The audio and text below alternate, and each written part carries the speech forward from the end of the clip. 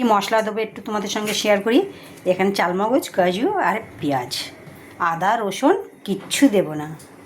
তা আসুন, কড়াইয়ে বসিয়ে দিয়েছি, তেল দিয়ে দিয়েছি, আলুগুলো ভেজে নেব। কড়াইয়ে তেল দিয়েছি, গরম হয়ে গেছে। এর মধ্যে আমি হলুদ ব্যবহার করব না বন্ধুরা, দেখে বাড়িতে এরকম একবার বানাবেন, কত ভালো টেস্টি হয়। এটা আমার কাছে একজন খেতে চেয়েছে তাই বানাচ্ছি। এবার তুলে নেব।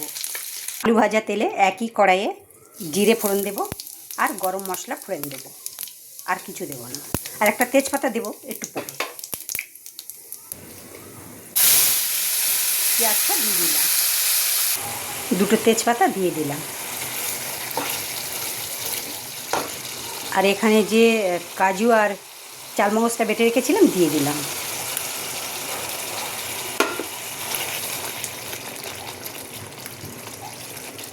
একটু কাশ্মীরি লাল লঙ্কার গুঁড়ো দিলাম।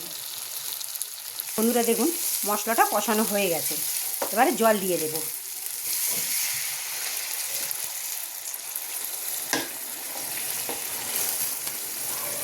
এক চামচ চিনি দিয়ে দিলাম।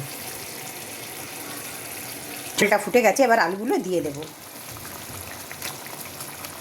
এক চামচ ঘি দিয়ে দিলাম।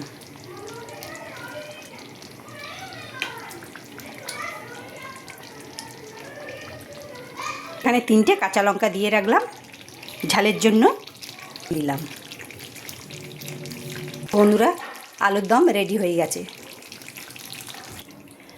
তো বন্ধুরা, যদি ভিডিওটা ভালো লেগে থাকে বন্ধুদের সঙ্গে শেয়ার করবেন, আর আমার পাশে থাকার জন্য ধন্যবাদ।